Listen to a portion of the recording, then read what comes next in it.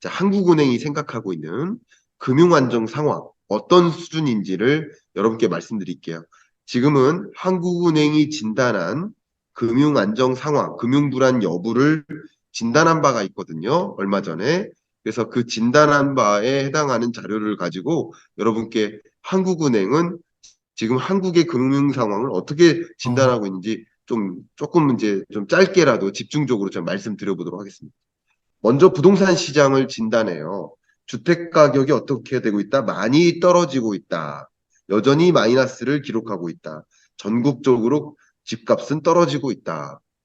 주택 매매 가격의 변동률을 보면 특히 세종시 같은 경우는 엄청나게 떨어지고 있고 미분양 주택이 많은 대구나 또 경기나 이런 지역도 주택 매매 가격이 급격히 떨어지고 있다. 이것은 이렇게 14%대 이 정도로 떨어지고 있는 것은 상당한 불안 요인이다. 예를 들면 세종시에 이제 집을 많이 보유하고 있는 다주택자나 갭 투자자들 입장에서 전세 가격은 더 떨어지고 있거든요. 네. 그러니까 전세 세입자가 이동한다고 이사 가겠습니다 하고 선언해요. 이사 갑니다. 근데 이사 갈 때 다음 세입자가 안 나타나서 돈을 못 돌려주는 상황이에요. 그럼 전세 가격을 더 떨어뜨려서라도 세입자를 받아야 되죠. 그러면 이제 빈 공간을 이제 대출로 메꿔야 되는데 최근까지만 해도 대출 규제 때문에 더 강한 금매로 내놨던 거예요. 근데 대출 규제가 완화되면서 대출을 받을 수 있게 된 거예요. 금매로 안 내놔도 되는 상황이 된 거죠. 이해가시죠? 예. 그만큼 대출 규제 완화가 이렇게 주택 매매 가격이 급격히 꺾인 것을 다시 나름 반등시키는 요인은 된다. 예. 금매를 사라지게 만든 거죠. 그러니까 급급금매라고 해볼게요. 급급금매를 사라지게 만드는. 그럼 급급금매는 없어지고 금매나 급금매만 있는 거니까 상대적으로 매매 가격은 여전히 마이너스지만 더 떨어질 필요는 없는 상황. 이렇게 보는 겁니다. 주택 전월세 가격도 급격히 하락했다. 이 말씀을 제가 지금 드린 거예요. 그런 것들이 좀 불안한 시장이다. 왜 불안하느냐? 보면 부동산 시장을 진단할 때 있어서 매수하려고 하지 않고 주택 거래가 많이 줄어들고 그러다 보니까 미분양 주택이 급격히 치솟고 예. 있다라고 한국은행이 부동산 시장을 진단하고 있는 거. 이것을 굉장히 금융 안정의 걸림돌이 되는 불안 요소로 보고 있는 거예요. 실제 은행이 있고 비은행 금융기관이 있을 거 아니에요. 은행이 아닌 나머지 금융기관이 있습니다. 그러니까 비은행 업종별로 보면 고정 이하 여신이 늘어나고 있어요. 이거 특히 저축은행의 고정 이하 여신 비율이 늘어. 이게 불안해진다라는 것을 뜻합니다. 그리고 비은행 업종별의 그 연체율을 보시면 저축은행 연체율 늘어나죠. 상호금융도 늘어나죠. 예. 여신 전문도 늘어나죠. 이렇게 비은행권의 이 연체율이 늘어난다.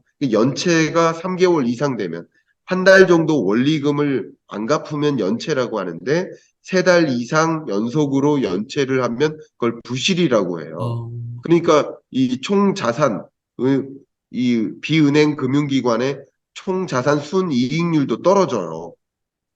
이런 게 굉장히 큰 금융 불안정을 야기하는 요인이다라고 보고 있는 거예요. 그리고 제가 이제 한국은행이 진단한 금융 안정 상황을 가계 부문과 기업 부문으로 좀 나눌게요. 먼저 가계 부문입니다. 그러니까 우리나라가 대략 한 1900조 정도의 가계 신용, 가계 부채가 있죠. 그 가계 부채 규모 중에 뭐 절대적인 비중이 은행인 거예요. 한 예. 60% 가까이가. 그리고 상호금융이 한 20%, 보험사로부터 대출, 여전사, 저축은행, 대부업체, 기타 금융기관의 대출을 이렇게 의존하고 있는 모습이에요. 근데 이 업권별 그 가계 대출 규모가 이만큼 차지하지만 고위험 가구가 얼마나 차지하나? 이 고위험 가구는 가계 신용 수준이 있죠, 여러분의. 그 신용 수준이 높느냐, 낮느냐로 봤을 때, 신용 수준이 낮은 1, 2, 3, 그러니까 10분위가 있어요.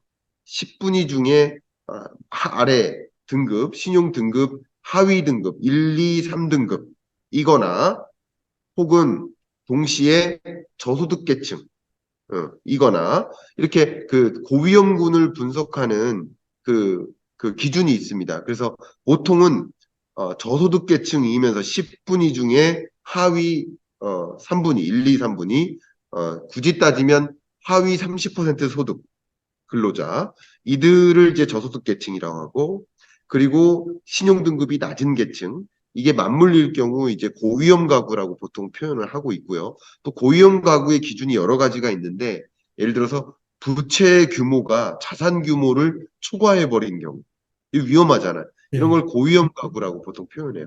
이런 가구가 어디에 주로 높느냐? 은행은 그렇게 안 높죠. 근데 상대적으로 상호금융이 높고요. 여기 보시는 것처럼. 그리고 저축은행이 굉장히 높죠. 이런 것들을 좀 강조하고 있습니다. 그래서 이런 부분들이 좀 불안정하다라고 표현했고요. 마지막으로 정말 중요한 것은 지금부터가 한국은행이 판단한 가장 중요한 금융부실 가능성이 높은 부분이 기업 부문인데요. 중소건설기업의 어떤 한계 기업 비중이나 부실 위험 기업 비중을 보는 건데 한계 기업이 보세요. 어, 이 중소기업의 한계 기업, 그러니까 전체 중소기업 중에 한계 기업이 차지하는 비중이 급격히 늘죠. 22년 들어서. 네. 23년 지금은 더 늘어 있는 거예요.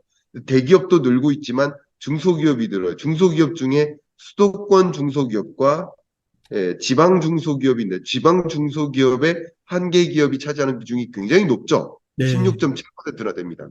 그러니까 중소건설기업 중에 지방 중소건설사들이 한계 기업이 굉장히 많다.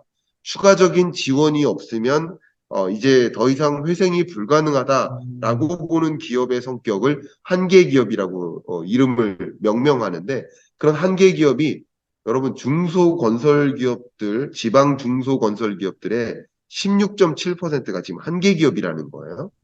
그리고 부실기업, 부실위험기업의 비중도 보면 지방 중소건설기업들이 12.8%나 왔어요. 그러니까 이런 정도면 23년 연내에도 추가적인 금리 인상이 있었고 그리고 역시 지금 금융부실 상황이기 때문에 가계대출을 적극적으로 안 해준다고 말씀드렸었죠, 여러 차례. 그러다 보면 이제 이런 건설사들에게 추가적인 대출을 안 해주다 보면 이런 중소지방 건설 기업들이 이제 도산할 수 있거든요. 도산하면 빚을 갚고 도산하는 겁니까? 빚을 다 못 갚고 도산해요. 그럼 건설사의 부실도 있을 수 있고 그게 금융부실로도 연결될 수 있다. 이렇게 좀 심각한 상황이라고 볼 수 있고 특히 제가 아까 건설 기업을 중심으로 제가 말씀드린 것은 부동산 PF잖아요. 부동산 PF 위험에 노출되어 있는 정도를 판단한 것인데, 한국은행이 직접 분석한 것인데, 여기 보시는 것처럼 여전사라든가 저축은행, 보험사, 이들의 부동산 PF에 노출되어 있는, 부실 위험에 노출되어 있는 그 정도가 굉장히 높다라고 판단하고 있죠. 이렇게 금융 불안정성이 특히 이제 미분양 주택이라든가 부동산 부실로 인해서 지방 건설사들의 부실로 연결이 되고 이게 주요 금융사들의 금융 부실로도 연결될 수 있다는 그런 위협을 느끼고 있는 상황, 위험을 감지하고 있는 상황이에요. 그렇기 때문에 물론 도이치뱅크 사태나 뭐 크레딧 스위스 사태나 실리콘밸리 뱅크 사태처럼 이렇게 뭐가 큰 은행이 거대 은행이 이렇게 무너지거나 하는 정도는 아니지만 우리나라도 이 부동산 시장을 중심으로 해서 금융 부실이 상당히 고조되고 있다. 그렇기 때문에 마음 놓고 금리 인상을 추가적으로 단행할 수가 없는 입장이다. 라고 제가 설명을 좀 드리도록 하겠습니다. 한국은행 금통위에서 이런 금융 안정 상황을 좀 고려했을 때는 금리 인상이 좀 어려울 수 있다. 그렇습니다. 네. 네. 추가적으로 금리 인상을 음, 하기가 어렵고요. 많이들 금리 인상해야 되는 거 아니냐. 왜냐하면 뭐 강달러 문제가 있고 또 우리나라와 미국 간의 기준금리 격차가 또 사상 최대다. 사상 최대로 기준금리 격차가 벌어져 있고 또 이번에 만약에 금통위 때 제가 이걸 보여드리면 4월 11일 날 금리를 인상하지 않으면 미국 같은 경우는 또 여기 보시는 것처럼 5월 2, 3일 날 기준금리 인상 여부가 결정이 돼요. 동결할 수도 있고 인상할 수도 있는데 지금은 인상 기조로 받아들이는 게 낫습니다.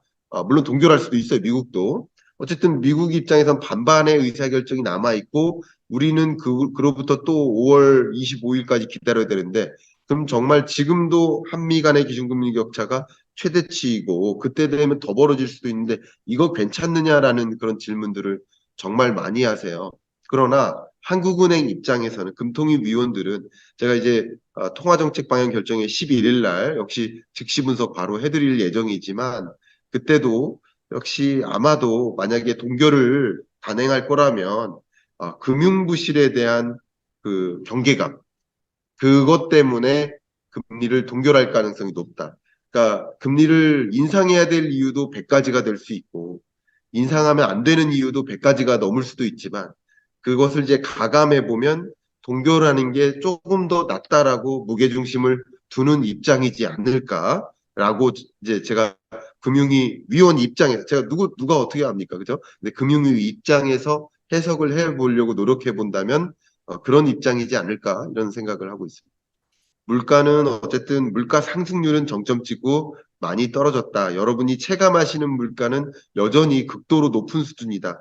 작년에도 굉장히 물가가 높았는데 그거보다 4%나 또 올라갔으니 얼마나 높게 물가를 체감하시겠습니까? 그건 그거지만 어쨌든 물가 상승률이라는 관점에서는 상당한 수준으로 지금 안정화되고 있는 흐름이기 때문에 물가가 포인트라기보다는 부동산과 또 미분양 주택과 또 금융부실 이게 좀 포인트로 전환된 상황이라고 저는 진단을 하고요. 여러분들도 이 금융부실 상황이 어떻게 전개되는지 미분양 주택이 또 얼마나 급격히 늘어나는지 이런 것을 좀 더 관전 포인트로 삼으시고 의사결정하시면 어떨까. 또 우리나라만 물가 상승세가 확연히 떨어지는 모습이 아니라 글로벌리 다 그런 모습이고 그런 경제 구조를 제가 디스인플레이션이라고 정의했었죠. 그런 상황이라고 여러분 판단하시면 도움이 되겠습니다.